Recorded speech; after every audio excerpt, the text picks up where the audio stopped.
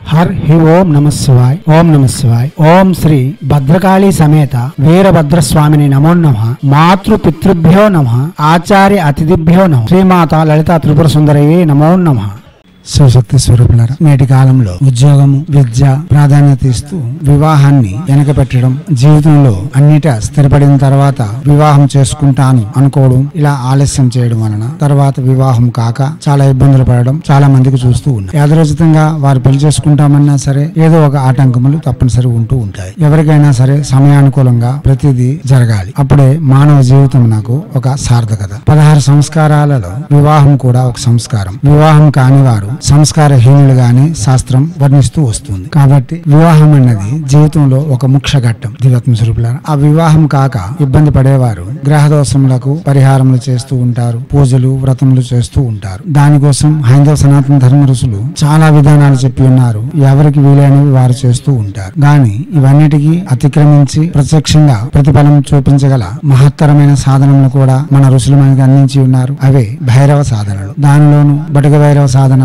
చాలా తీక్షణమైన ఫలితములు ఇవ్వగలరు. ఇప్పుడు చెప్పే మంత్రములు కేవలం 22 రోజుల్లోగా 1,00,000 జపం పూర్తి చేసుకుంటే ఎటువంటి గ్రహ దోషములు ఉన్నా లేక వివాహం నాకు ఎటువంటి ఆటంకములు ఉన్నా సరే తక్షణమే తొలగి స్త్రీ అయినా పురుషుడైనా వివాహం తప్పక జరుగుతుంది. అనగా వివాహం కావడానికి ముందు అతనికి యోగ్యత ఉండాలి. యోగ్యత లేని వారికి వివాహం జరగదు. ఒకవేళ వివాహం జరిగినా దాంపత్యం జరగదు. అటువంటి ఇబ్బందులు ఏవి లేకుండా జీవితం సజావుగా సాగాలి అంటే ఇటువంటి సాధనలు చేసి వివాహం చేసుకోవడం వలన ఆ జీవనం సుఖమయమైన భోగయుక్తమైన సంసారిక జీవనం మనకు సంప్రాప్తించగలదు. దానిలో వటక భైరవుడు మొదటి వరుసలో ఉన్నాడు. అతని యొక్క 2 మంత్రములు మీకు అందిస్తున్నాం. ఏదైనా సరే ఒక మంత్రము మీరు 22 రోజులు ఉదయం పూట 8 మాలలు సాయంత్రం పూట 8 మాలలు చేసి మీరు ఫలితం పొందవచ్చు. లేదా 22 రోజుల్లోగా 1,00,000 జపం పూర్తి చేసి కూడా వటక భైరవుని యొక్క అనుగ్రహంతో వివాహం నాకు ఉండు అభ్యంతరములన్నీ తొలగించుకొని అతివేగంగా వివాహం చేసుకొని గృహస్థుడు కాగలడు. ఒక ఇంటికి యజమాని కాగలరు. ఒక స్త్రీమూర్తి ఇల్లాలు కూడా కాగలరు. దివ్యాత్మ స్వరూపులారా, ఈ మంత్రము చేసి వివాహం చేసుకోవడం వలన తర్వాత కూడా అంటే వివాహానంతరం కూడా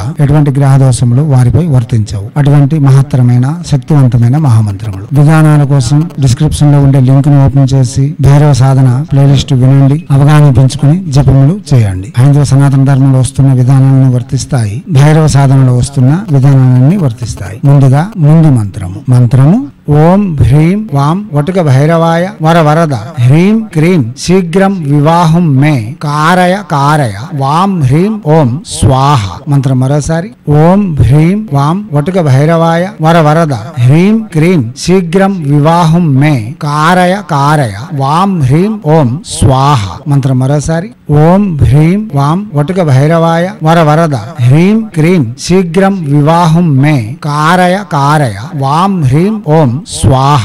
దివ్యాత్మ స్వరూపులారా, అదే ప్రకారంగా ఇప్పుడు 2వ మంత్రం కూడా చెప్తున్నాం. ఈ మంత్రం కూడా ముందు చెప్పే మంత్రం యొక్క విధానాలని వర్తిస్తాయి. 2వ మంత్రము ఓం హ్రీం వాం వటుక భైరవాయ శీఘ్రమేవ మమ పాణిగ్రహణం కురు వాం హ్రీం ఓం స్వాహ. మంత్రం మరోసారి ఓం హ్రీం వాం వటుక భైరవాయ శీఘ్రమేవ మమ పాణిగ్రహణం కురు వాం హ్రీం ఓం స్వాహ. మంత్రం మరోసారి ఓం హ్రీం వాం వటుక భైరవాయ శీఘ్రమేవ మమ పాణిగ్రహణం కురు వాం హ్రీం ఓం స్వాహ.